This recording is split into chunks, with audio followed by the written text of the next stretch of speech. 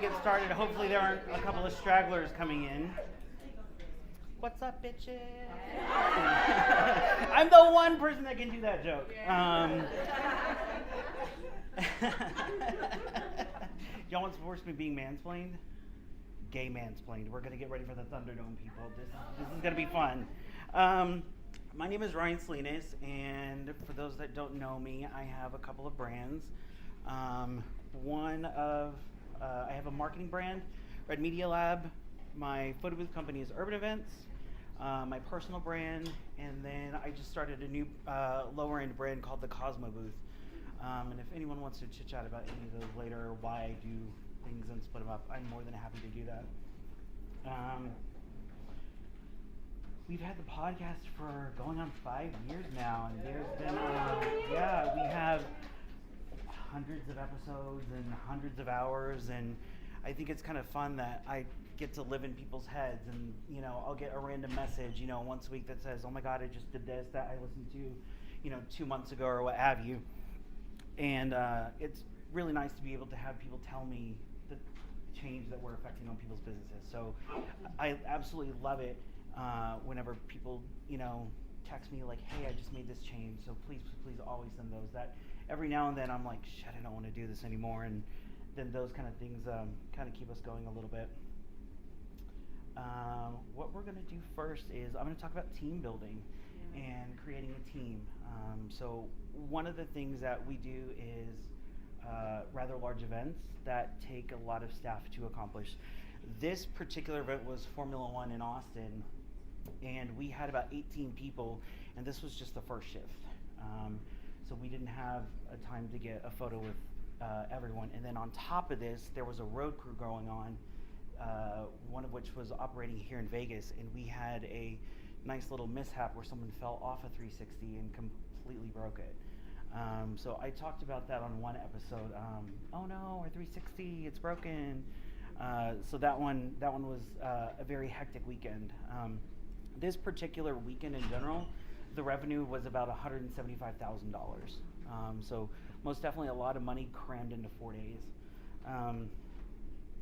From here, one of the things that I like to talk about is this group of people is my family. We rely on each other so much for everything. We all know everyone's problems, everyone's issues, and we're really there for each other. And that's kind of one of the things that I think I'm most proud of. Fourth quarter of 2021 was absolutely insane. We surpassed all of 2019 as far as revenue was concerned. I absolutely did not expect it. All of 2020, I'm pacing around looking in the couch cushions for money. Where's the money? All the money is gone.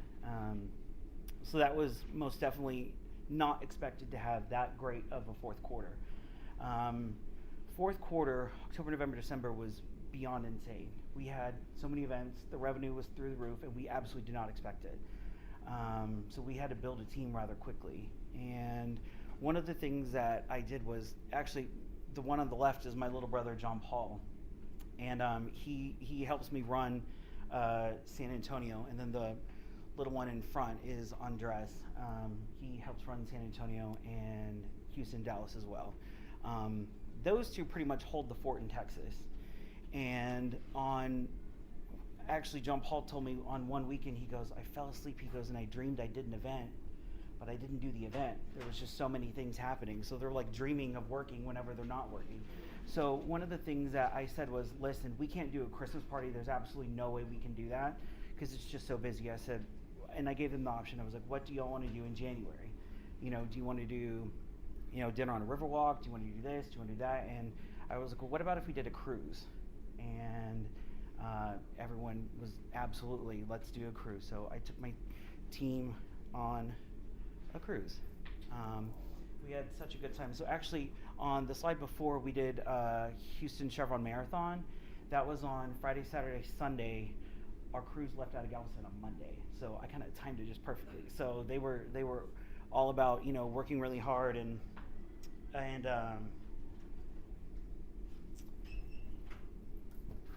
making sure that they got stuff accomplished and had everything ready for the cruise. So there's John Paul doing karaoke. We all did a slot tournament as a team.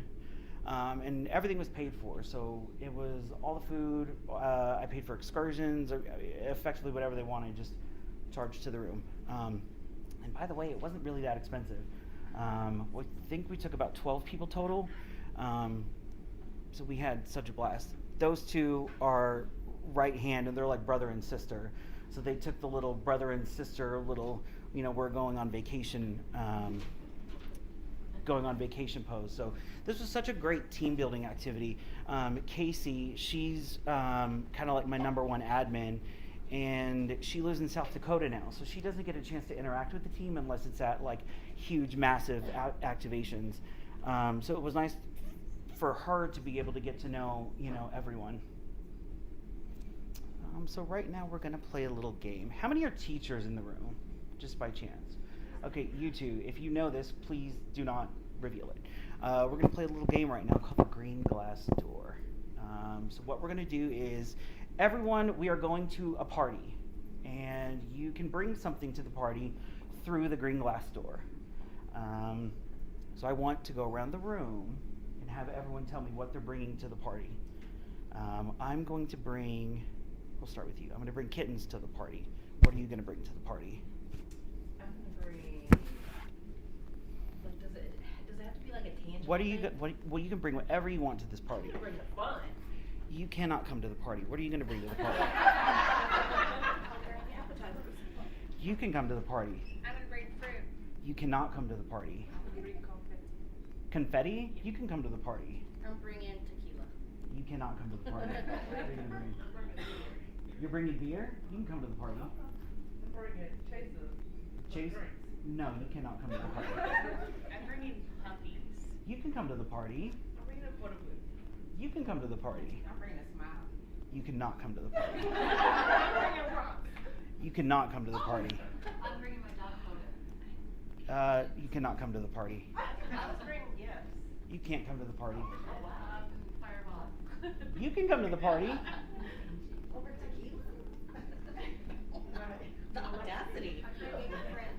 You cannot come to the party. I'm bringing music. You cannot come to the party. What are you going to bring? Puzzles. You can come to the party. Cold Sparks? You can't come to the party. Special brownies. No, ma'am, you cannot come to the party. You know what? You can bring goodies, but you can't come to the party. What? Wine. You can't come to the party. It's a kid's party. You can't come to the party. Twister. Can't come to the party. I don't know. Confused now. Okay, what are you going to bring? Yeah. Cookies, you can come to the party. A camera. You can't come to the party. Lasers. You cannot come to the party. Chicken. You can't come to the party. I want you to come to the party, but you can't. You can bring chicken and waffles, but you can't bring chicken. You cannot come to the party. You can come to the party. What are you going to bring, ma'am? Me? Yeah. I'm bringing rainbow right with me. You cannot come to the party. I'm bringing flowers. You cannot come to the party. What are you going to bring? Oh, sorry. Decorations. You cannot come to the party. Ice cream. Oh, sorry. It's okay. Cannot come to the party. What are you going to bring? Champagne. You cannot come to the party. Chicken. What? No, you can't come to the party. What are you going to bring? Sorry? Lighting. Lighting? You cannot come to the party. Water. Water? You cannot come to the party. Does anyone get it? No.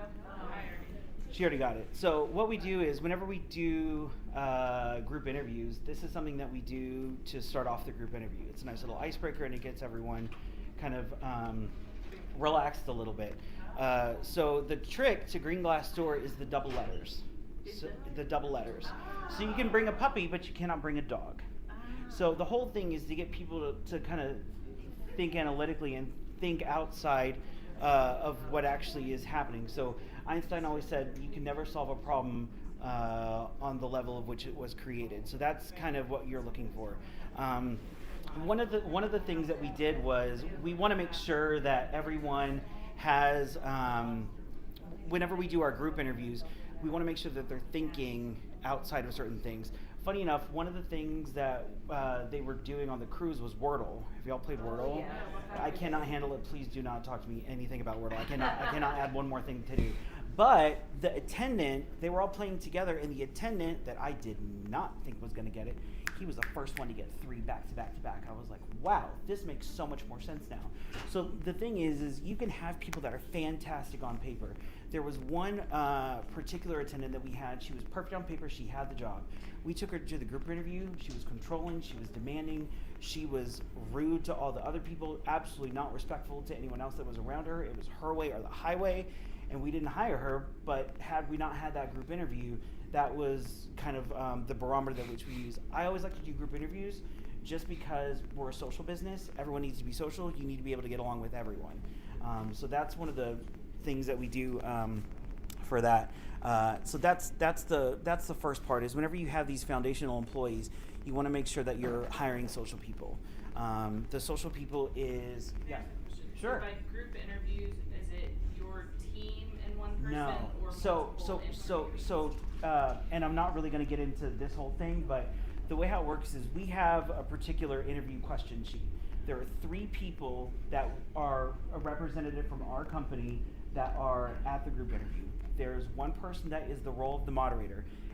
Nice person, ask all the questions, making sure that everyone is kind of on board. We have the second person that is absolutely happy. They can do no wrong. If someone gives me a stupid answer, that second person is going to make sure that they're always feeling good. And there's a third person that sits there and is dead quiet and is stone cold.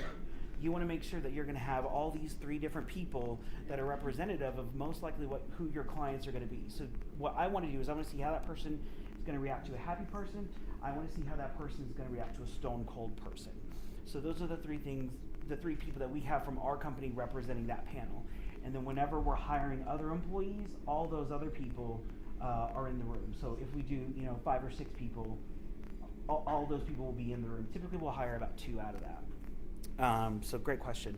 One of the things that we're going to do is we want to make sure that people that we hire represent the values that we have. So one of those is our service culture philosophies. So we want to make sure that not necessarily that the customer is always right, but we want to make sure that everyone is taken care of.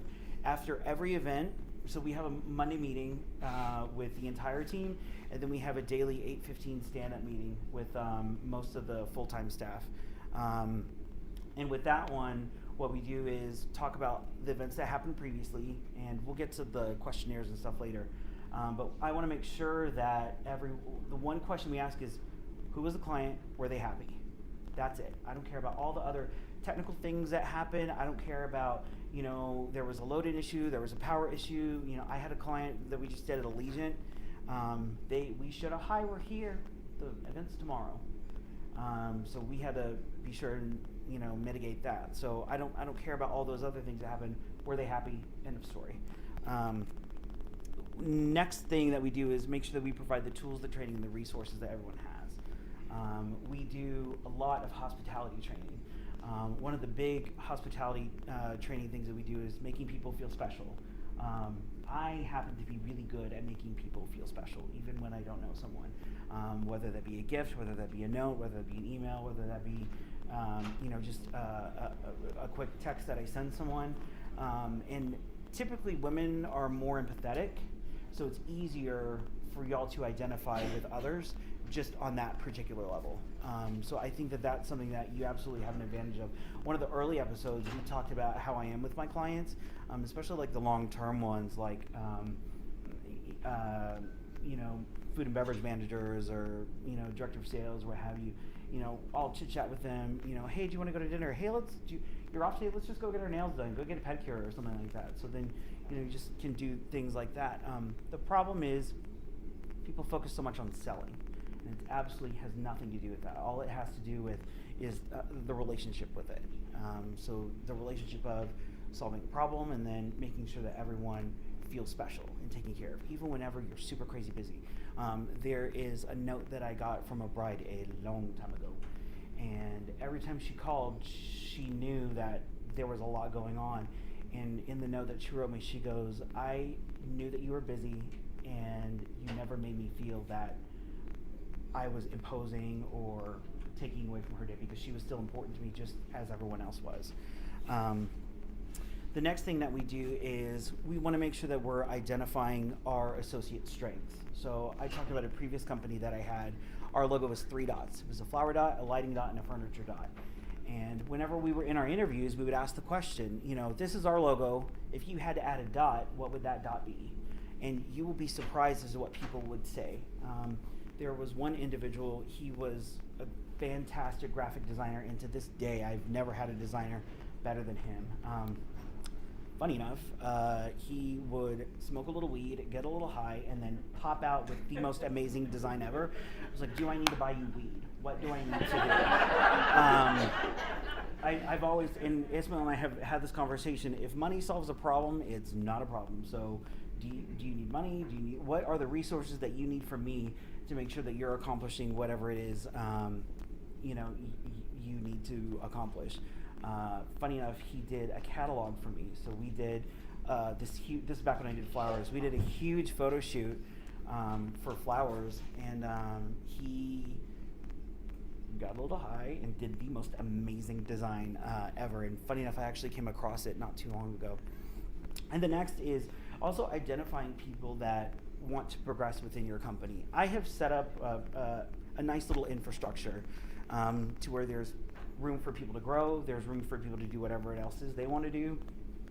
Everyone can have an idea. Bring that idea. The big thing is we have the money to accomplish whatever it is we need to do. So we are doing neon now, and I have an entire salesperson handling neon, and it's just something that she's really passionate about, and go. So that kind of worked out really well. Next is also being able to pick out who your leaders are in your company, who is taking more responsibility, who is always early, who is going to make sure that the equipment's taken care of and packed up nicely. I have one individual, Andres, who everything that he does is zip tied and labeled and packed up. And if I could show you the warehouse right now on my camera, what they did was we have a team going to Tampa this week, tomorrow actually, and they're driving out a whole bunch of equipment. So I have a team that came here for this week, so we have an event at Park MGM, and they loaded the van yesterday, pulled it into the warehouse. All the new team has to do is hop in the car and go, so they don't have to worry about doing that. So we have set up a lot of checks and balances. So one of the things is all of our equipment people, they are responsible for packing the equipment and getting it to the attendant. And then the attendant has the opportunity to review them in their event report. Did you have all your equipment? Did you make sure that, did you have everything that you needed? Was there anything that you were missing? So whenever we do hiring, the best way to find people is to have your current employees recruit people. The person that typically works for me is anywhere between 21 to 26. That's the kind of little sweet spot window. They're still in school, they're kind of doing part-time stuff, they only want to work on weekends. It's just the type of person that we hire, and has always really worked out for us. Always do group interviews just because you're able to see how people interact with one another. And then figuring out the skills that a new team member brings. There's one team member that we have that used to work at a car wash. So his main passion is he loves cleaning stuff. Hop in the warehouse, have fun. So that's one of the fun things that we do. Another big problem is your part-time associates, the people that only work for you on the weekends. The problem that we have is you absolutely do not, and I know half the people in this room do this, they have 3, 4, 5 people that they can call and say, hey, can you work this event? The problem is they're going to feel used after a certain point because you're only going to call them whenever you need them, and that's not right. So one of the things that we do is to make sure that those people feel included. That's something that you absolutely want to consider.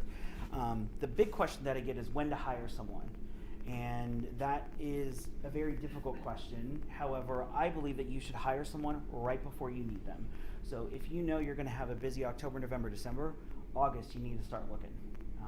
And you need time to train someone before these things happen. Another thing is the way how you kind of have to, let's just say, how many people are like just themselves, just doing photo booths themselves? Okay, so a good chunk. You people are gonna be the ones that I'm talking to right now. So the problem is you can't do it all on your own. You're gonna kill yourself if you do it all on your own. If you have another job, you have kids, you have whatever, that crap adds up. Do not feel like Superwoman and take all this stuff on because you can't do it. The best thing to do is to brain dump everything that you do. Send an email. Do you go through your leads? Do you have to pack the equipment? Do you order equipment? Do you have someone that handles invoicing? Do you have someone that does scheduling? Do you have to put the events in SnapPick? Do you have to, all those things, brain dump and put it all into one. And then from there, write out some of the things that you don't like doing. Split that up. Whatever does not charge you, you should not be doing. I hate payroll. So I have someone that gets me to a point where I can look it over. Oprah does this thing. Oprah signs every check. All the money goes through me. So that's one thing that I don't. I had previously an employee steal from me because I left it too open.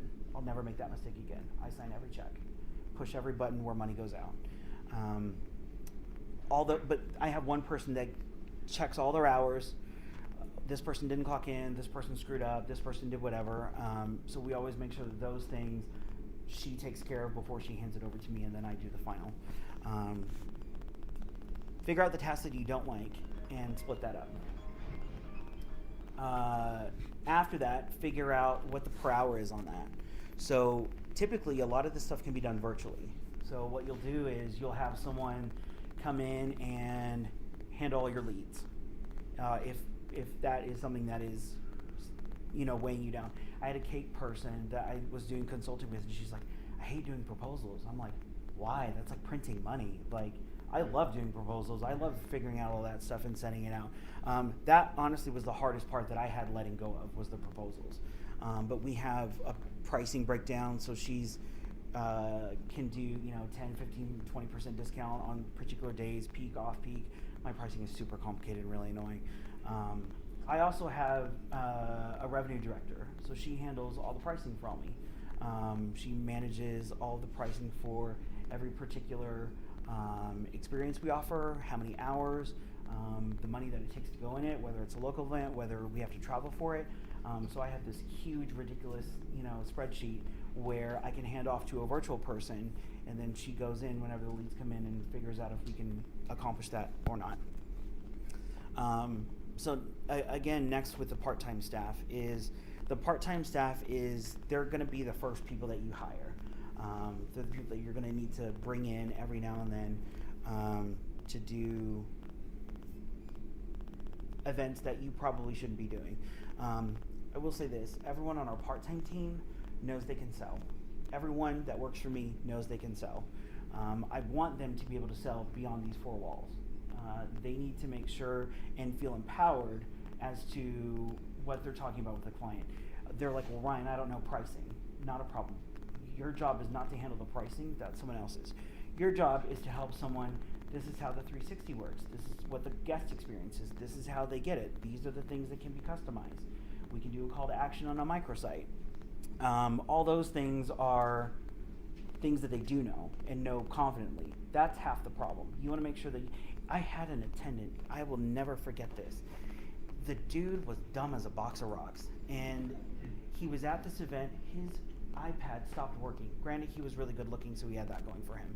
The problem is his photo booth went dead. He started taking people's phones, taking pictures with their phones, having them do this stuff. He had his phone where he could do a boomerang, send it to the guest. Granted, didn't have any radio in it. The dude got a tip. I'm like, you didn't have a working photo booth, and you got a tip. What the hell happened here? And the problem is that he's so. I know how Adele feels. Hold on. The problem is that he was so charismatic, and he was worried about the guest experience. The equipment doesn't matter. Can't tell you how many times. The equipment doesn't matter.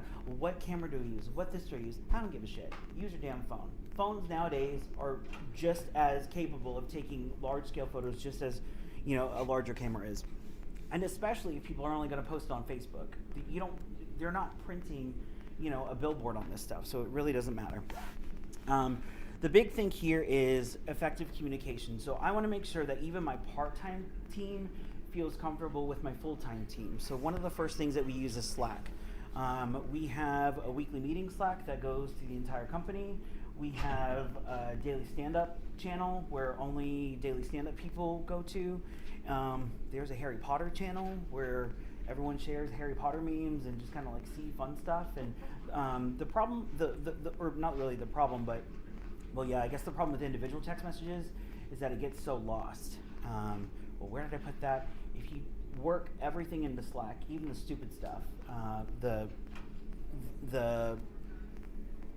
communication stays in one spot. If we're on a desktop, I can just click to call.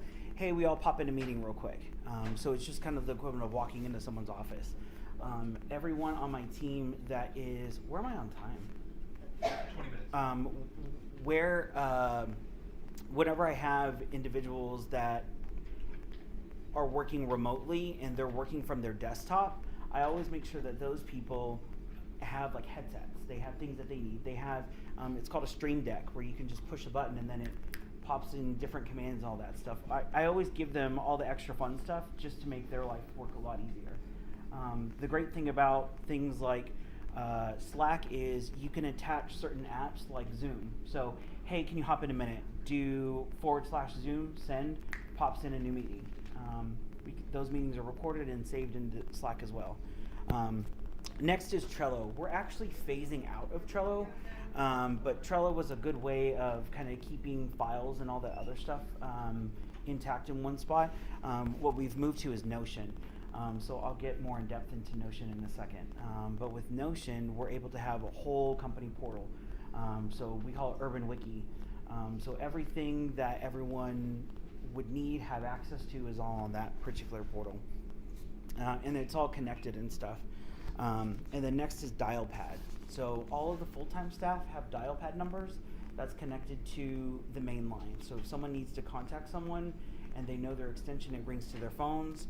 The phones do not go to their own personal voicemail. It goes to a company voicemail. That way their own personal voicemail is not hooked up. It does super cool things like transcripts. And that way you can just, if you're doing something, you can look in your email and see what the dictation was. So next is the Urban Wiki. So this is Notion. This is kind of my favorite little toy at the moment. We have this one replaced our old employee portal. So what typically will be up here is the next 20 events that are in the next week or two. Casey will go in every Monday and update it, and she'll go and put in who's assigned.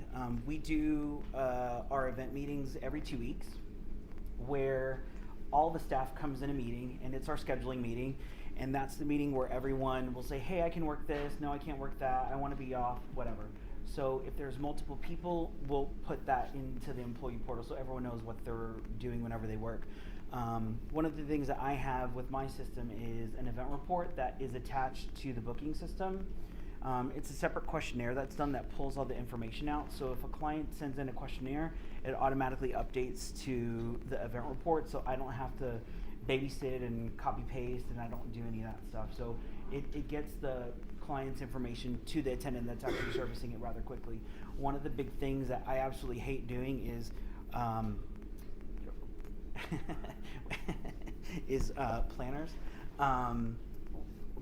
Funny enough, we have a little joke of like dumb wedding planner names, and there's like a whole thing. Anyways, I got a doozy this morning. It's called Fluff, Feather, and Flings. I'm like, what a dumb name, but whatever. Anyways, so what we do is whenever they send us all these timelines and diagrams, I don't really care what's on that. It doesn't apply to me, but potentially it could help the attendant. So what I do is that upload form that's on the questionnaire automatically goes on the event report, so they have access to that as well. So what we do is whenever the people are scheduled, we'll take those event report links and put them in the wiki. So you're saying it's kind of like a if this then that? So from your CRM? No. Okay. So the CRM that I use is Tave. Okay. And with that one, I'm able to add an attendant event report that pulls out the information from the questionnaire from that event. So that's kind of how I do that. And then it sends it to this. Yeah. No. So this is imported manually. Okay. But what okay. they do is the link is already updated. So Got it. what I'll do is Casey will put in the names, who's working it, where they are, call time, all that stuff, and then she'll put the link in there. Oh, okay. So this one really just is like an overview. This is like internal. Yeah. We have little things like the office manual. Hey, clean up your stuff. You know, if we need an order or something, here's a link to place, you know, the order of whatever needs to be replenished so that it goes into a ticket and then we're able to order and give them a little update or what have you. Next is the When I Work system. So I use ADP for my payroll. Bless you. Oh my gosh.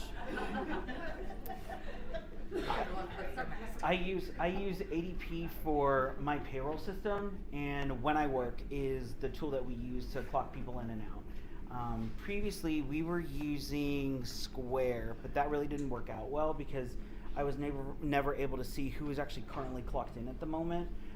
Which, if you have a lot of people, you know, working remotely, I just want to see if they're on or what have you.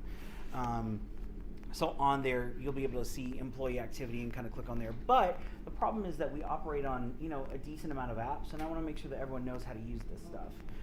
So we have these support documents that they can go in and look at any point in time. Same thing with whenever we have an onboarding with a new client, or I'm sorry, a new attendant, we'll go in and make sure, hey, this is what's absolutely expected of you. And these are the rules that we have put into place.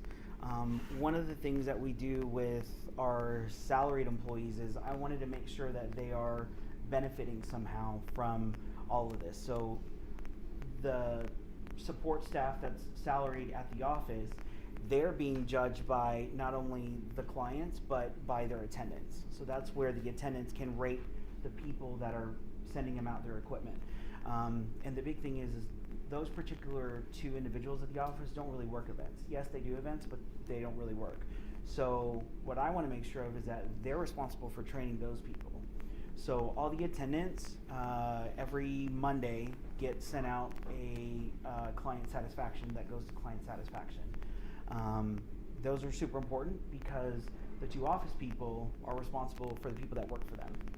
So the goal is our 80-90 rule, which I'll get into in a second, is 80% is standard, 90% you bonus.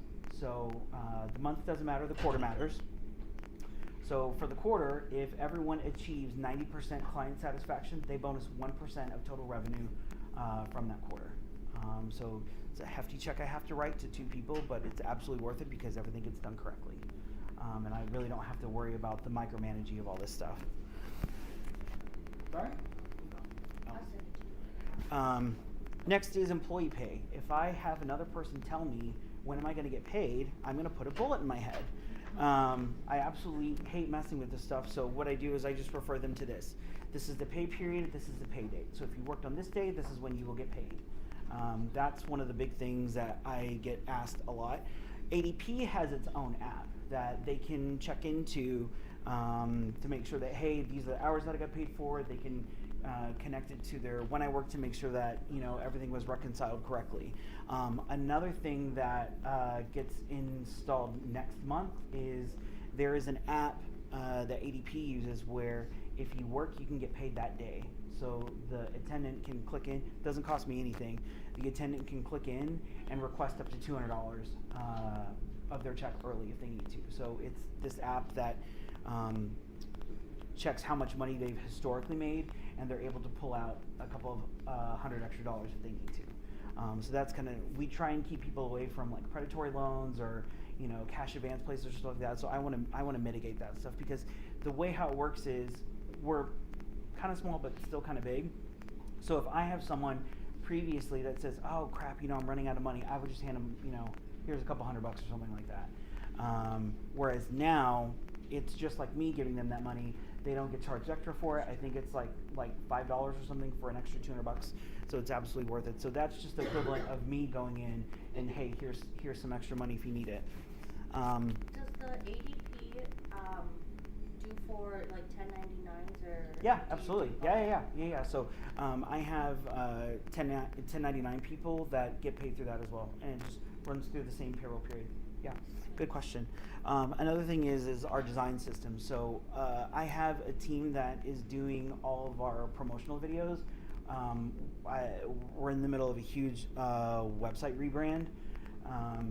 So if they are doing these videos, they have access to all the logos, to the gradients, to the color codes, so that I don't have to, manage all this stuff one by one.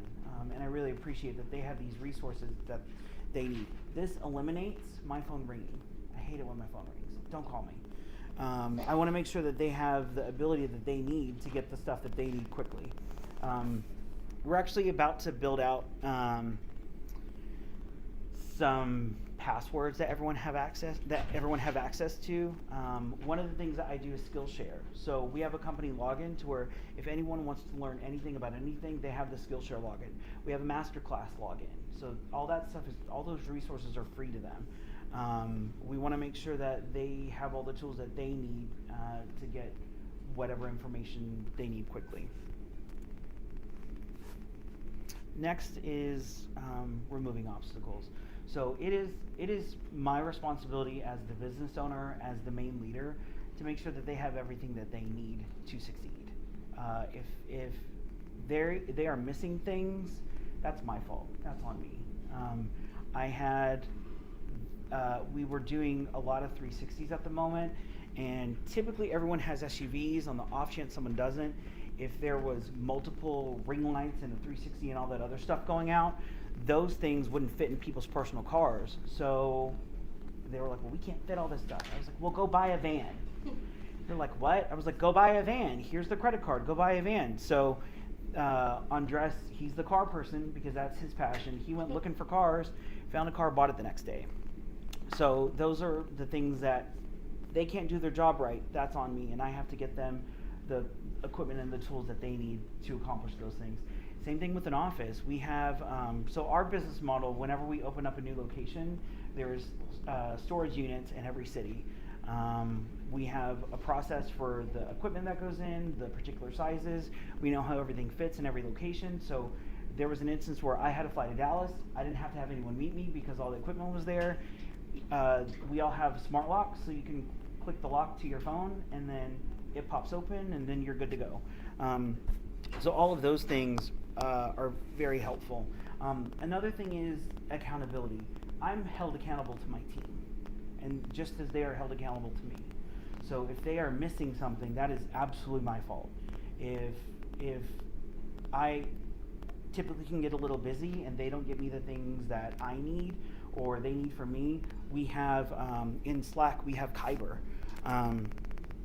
Kyber is one of the big things that we use to manage all of our tasks. It's done in Slack. I can click at any given time and see what tasks people have, when it's getting completed, when it's not.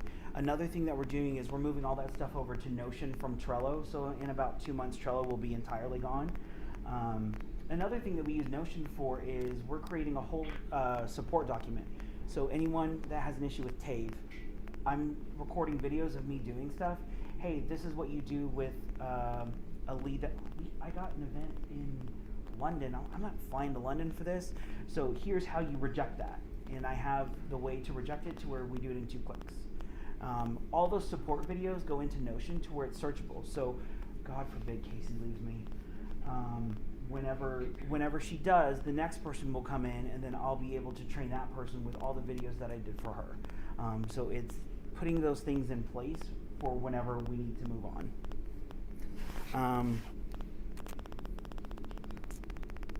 Next is the chain of care. This is really important. This is kind of like sales profit chain kind of thing, except modified for staffing. One of the things is, the first thing is, we take care of our people.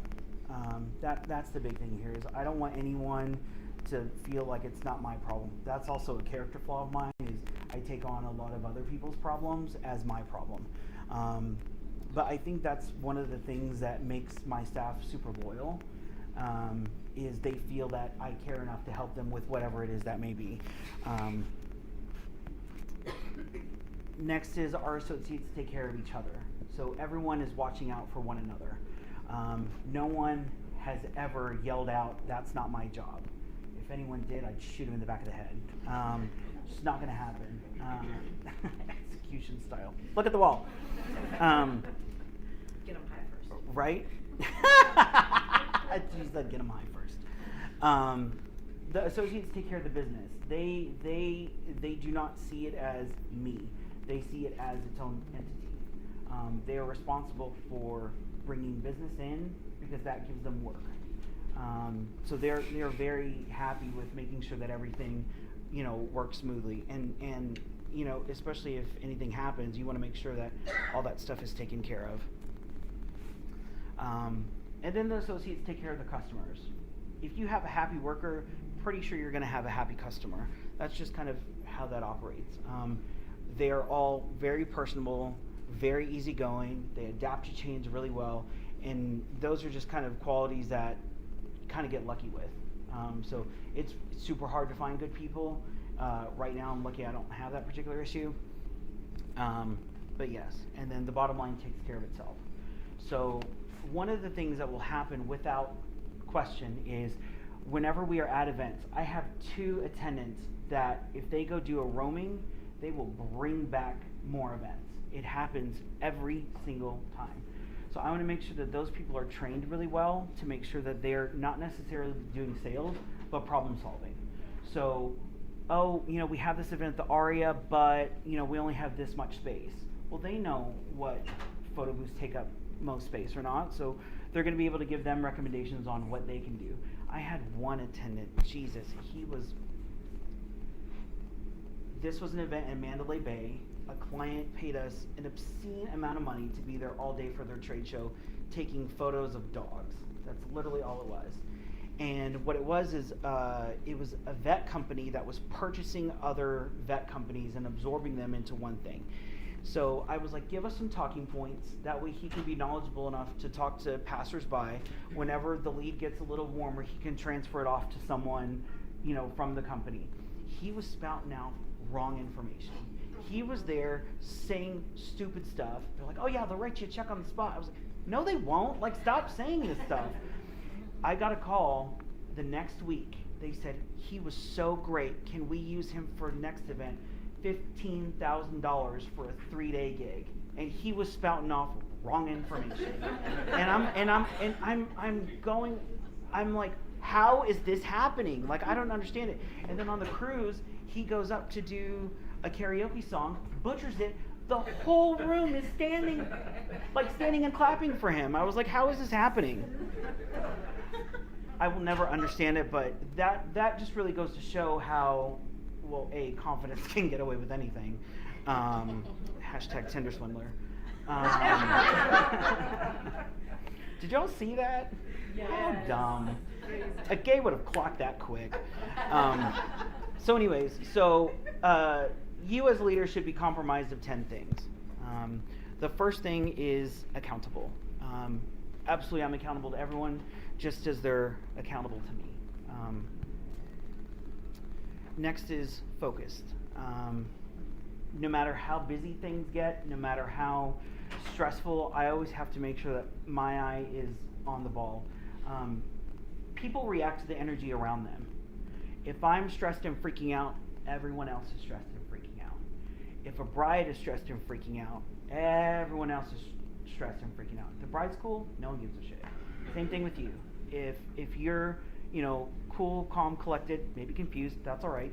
But if you're all the other things, everyone else will kind of absorb that energy around you. You just have to. I had a kid that used to work for me, and we were doing a whole bunch of flower arrangements, and he broke a gigantic piece of glass, and stuff came crashing down. And I went into the room. I was like, "Are you okay?" And he's like, "Yeah, I'm fine." I'm like, "What's wrong?" He goes, "Well, I thought you were gonna yell at me." I was like, "Glass breaks. It happens. Is there more?" "Yes." "Are you okay?" "Yes." "Are you bleeding?" "No." "Keep going." I don't care about that stuff. I just want to make sure that you're okay. Next is resilient. And if there's anything that 2020 has taught us is to bounce back. And if you're in this room, absolutely congratulations, because you survived a rather shitty year. You know, we were doing events with, you know, bare minimum. I can't tell you how many birthday parties I did, which that's not fun. Fun story. I had a birthday party in Houston. She paid $1,500 for a 360 for 30 minutes. She rented out a theater and she was like, "Can you do this?" I was like, "Yeah, but it's gonna be this much." Okay. What? I'll take the money and leave. Next is also transparent. I don't overshare with my staff, but they absolutely know what's going on. You know, in my life, if there's anything happening right now, one of the things is I'm actually moving this week, so they came in to help me move, and I always make sure that they know what's going on. Like cities or just houses? Houses, yeah. I'm actually meeting my real estate agent like right after this. Next thing is Bring 'em up. We wanna right. hear it. Y'all want to come pick up a box? Let's go. Next thing is this is a fun industry. We're not funeral directors. We're not doing, you know, boring things. We're doing fun stuff at, you know, really fun times in our lives. It kills me that people pay me to take stupid pictures. That okay, whatever. Next is always passionate. We did an interview with someone who was telling me about all the things that he hated about, you know, the business, and he was talking about, you know, hiring virtual people. I love what I do. I wouldn't want to be doing anything else. I love that my clients give me carte blanche, just let me do whatever the hell I want because it's going to be amazing. And I absolutely love that I foster those relationships with them. And that's one thing that my staff has shown me is how passionate they are. Next is open-minded. I've always said, you know, CEO down to the janitor can make sure they sell, make sure they have, you know, some sort of thing to bring to the table. It could be a new thing. That's always something that I want to always make sure that I am is open-minded. Next is dependable. And this goes towards accountability, is I want to make sure that I'm dependable to everyone and that I am that constant with them so that they know that. And this same thing goes with our senior event managers, is we want to make sure that those people absolutely know that they are taking care of the people that are under them. Empathetic. A lot of things happen. We had an attendant, his girlfriend's father passed away, so we wanted to make sure that we were taking care of, send some stuff from us. Take all the time you need, you know, whatever it is you need. And I saved this one for last one because this is something that I've been struggling with lately, is being intentional about things. Why are we doing this? Why are we doing this particular activation whenever it costs us this much, whatever? And being intentional really goes beyond, you know, whatever thing is we're presenting on the website. This goes with anything. And it most likely, it hit me in the stupidest way. We were posting an Instagram, and one of the Instagrams that we posted was just dumb. Provided no value. It said nothing. It gave nothing. And I like had like a meeting with my team, and I'm like, why are we doing this? There's no intention to this. There's no value to this. So I want to make sure that those things are all aligned correctly. Next is training. We do videos on how to set things up, how to break them down, how to do it all correctly, and always make sure that we're understanding the client journey. I want my team to know that they have to go to the website. They have to type in, figure out what experience they want. They have to type in the name. They fill out the form. They make sure that they know what's happening in the business, and how a client that is just, you know, a passerby becomes a customer. We always do hospitality and service culture training, making sure that people feel special. These are huge, long, you know, 1 hour things, and we do a day whenever we have new people come in. I always want to make sure that personal development is something that's high on the list. I always want to make sure that people are growing. And then next is accountability. This is the last part of this thing, is our client satisfaction survey. So going back to the bonus structure, every client at the end of the event gets this little thing. It's very quick. It takes a minute 33 to fill out. At least that's the average time. And we're going over the questions that make sure that they know where the level of service is, where it should be. It does not ask any questions about price or sales. That stuff is left out. This is 100% service related.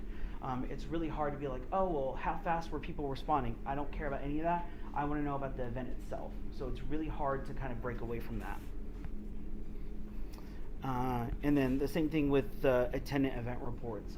They always make sure that I want to know, hey, I need a photo of the setup, because we always have the problem of, oh, we did this last year, what's happening with, what do we do for this next year? So I always want to make sure to have record of that. And then last is the 80-90 rule. So with the 80-90 rule, I want to make sure that 80% is client satisfaction, 90% they bonus. So there's checks and balances with everyone. What was the 90% what? 90% is where they bonus. So if there's 90% satisfaction rate, the salaried team that is loading the warehouse and loading all the equipment, they bonus on it, because otherwise there's no incentive for them. So we're making sure that they're sending out the equipment correctly. We're making sure that the attendant is saying, yes, this equipment was sent out correctly. So lastly, the big theme that I want is making sure that everyone knows that it's important for you to make sure that your team is taken care of, because they're the ones taking care of you.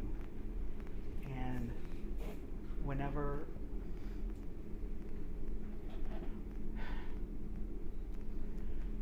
something bad happens, you want to make sure that the business is running without you, that everything still continues. I lost my father on Thursday. So sorry.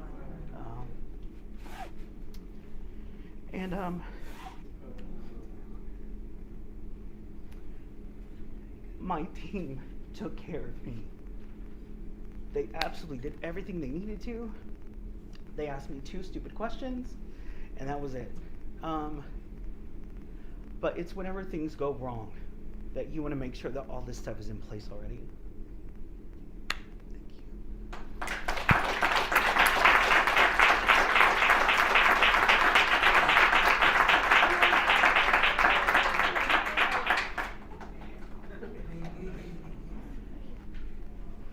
Anybody have any questions? Sorry to hear about your father's It's all right, thank you. And it's amazing that that was so recent and you're here. 2 questions. The first one was, and I might have missed it, you sound like you have a pretty kind of steady team, people who take initiative, people who know how to do things. How do you go about finding your staff, both the office as well as the team? Craigslist. Craigslist? I'm kidding. No, no joke. One of my best people that ever worked for me came from Craigslist. So I'm of the belief that they can come from anywhere. You just have to be wherever it is they're looking for. Best attendant I had came from Craigslist. Most of them come from. Actually, we did a college thing, and I went to their communications and video department, and I was like, hey, do you have anyone that would be available for this? Another thing is, every now and then we'll do a lot of brand activations where we're provided with brand ambassadors. I will typically have brand ambassadors that are there that are freelancers that are available for work. I've had 2 people kind of stick around for a decent amount of time for those. It's just truly just luck of a draw. Every now and then, you can be at a restaurant or something like that, and you'll just have someone that just, is doing good service or whatever. Hey, here's a card. Come in the office one day. So they really can find from anywhere. And luckily I have 2 people that are really good at recruiting and that will bring people in. The only issues with those are the big ones, like where we need like 50 people. Like those, or I don't care what you're doing, you just have to be nice. So with those, we'll have a lot of randoms, kind of. Yeah. And these are people who like their schedules are flexible to where we don't always know when. No, most likely it's always going to be weekends and evenings. We're not going to find any Monday through Thursday business. If anyone has it, let me know. But that's just not really going to be a thing for in the interim. Mostly weekends. Yeah, just make sure that they're at least available. Anyone else? Yeah. Question was, by chance, are you going to share this presentation deck? I will figure that out. But sure. Yeah. Anything else? How long did it take you to write down your like training manual? So that's a living document. So we're always adding to it, we're always modifying it, we're always changing those things. Yeah. Probably it took about 3 straight days if I sat down and did it, but that's just not the case. But one of the things that we're doing is whenever we're doing videos, we'll do a video, pop it in. You know, anytime an instance like that comes up, that's where we'll put it in. Yes, sir. I don't know you. That's right. You have a revenue director. Yeah. Someone with proposals, attendance, yada yada. What do you do? You wear shiny shoes. He's like the Jackson Oprah. More than you. No, so one of the things that I really do is I really do creative direct. So if I'll tell my team, hey, I need a new ring light promo video that is on all of the proposals that we send out. They just sent me a storyboard of what they're doing. Make these changes, change this, go. So one of the things I'm doing is kind of stepping back. There's a lot of approving involved. So I have a pricing discussion every freaking week. And that part's really difficult because the pricing should always fluctuate. You should never have the same, oh, it's $9.50. No, that's just not a thing. It should always fluctuate with, day of the week, month that it's happening. Is anything else going on? One of the things that I do is if you have your local visitors bureau, get their calendar and find out what's happening. NASCAR is going to be here in a few months. We have it blocked on our calendar. Hey, there's NASCAR in Vegas. I know that any event that comes in that's an ICW with in conjunction with NASCAR, I know that, hey, we need to up this a little bit because we probably can get a little bit more money out of it. So we always are paying attention to all of those things. Yeah. Anything else? No questions? Yeah. Big fan, but I Thank just you. want to ask overall when you're doing your leads. Yeah. And where are you pulling your leads from? So all of our leads are 100% organic. I pay no one. We get about 75 leads a day. A good chunk are garbage. Like I'm not going to Georgia. I'm not going to Tennessee. Those are just things that we're not equipped with. I don't limit those leads because every now and then, like we have a massive gig in Tampa, and if I would have excluded Tampa, we wouldn't have gotten that gig. So I always leave it open because brand activations can happen anywhere. But what I did was during quarantine is I sat down, I read a lot of books on SEO, and thank God everything paid off. For a while there, whenever COVID first kind of hit and everything shut down, I put up a virtual photo booth thing, and I was ranking like top 3. And if I paid attention more than Nick did, I probably would still be up there. But I think I'm still first page, maybe high second. But again, I didn't pay attention to that. Nick was the one that put in the work and was making phone calls and doing, a lot of client education, and I was just not about that. I was all about making Red Lobster biscuits in the comfort of my own home. That was my priority. Yeah. Anyone else? Yeah. What do you say is the first? I do pretty much everything myself, but in terms of like an invaluable first hire, aside from First hire. Yeah, just aside from like booth attendance. Well, like I have Zendesk that I manage all my customer interactions with. So if someone is like asking me for a liability form or whatever, if we're answering those questions, possibly, most likely leads, it just has to be the volume. So whatever you feel that you're not comfortable with, there are some people that do not know how to put stuff into SnapPick, and if you need to hire someone just to do that, I mean, that's worth it. It's just whatever that I saw about just with life, how if you're making X amount of money, these are the things you should outsource. So whenever you're making, $30,000-$40,000, you should outsource your laundry. That's something that you probably shouldn't do. And then whenever you make X amount more, you should outsource, your driving. I think there's, you hit a certain point and you can have a driver. I mean, keep going all the way up, whatever is most comfortable for you and whatever is not sparking joy. Here's my, I guess, the follow-up question. I know that I need drivers. Yeah, because I run out of I do business too. Where I'm like, you know, moving VW buses around all Yeah. over the place, and I feel like I'm a truck driver. I get it. Drivers. Yeah. Where do good drivers come from? I have no freaking. I have no freaking clue. So listen, a big chunk is finding good people, but we've put checks and balances in place to figure out who those good people are and to weed out the bad ones. Thank you. Yeah. Thank you very much. Great presentation. Thank you so much, everyone.